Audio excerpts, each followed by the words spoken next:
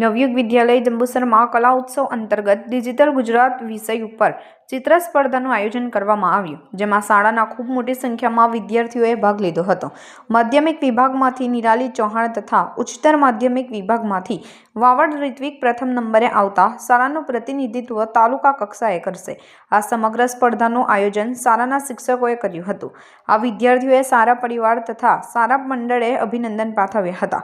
શાળાના માધ્યમિક વિભાગના શિક્ષિકા તસ્લીમાબેને વિશેષ માહિતી પૂરી પાડી હતી। અમારી શાળા નવયુગ વિદ્યાલયમાં કલા ઉત્સવ અંતર્ગત ડિજિટલ ગુજરાત વિષય પર ચિત્ર સ્પર્ધાનું આયોજન કરવામાં આવ્યું હતું, જેમાં ખૂબ મોટી સંખ્યામાં શાળાના વિદ્યાર્થીઓએ ભાગ લીધો હતો।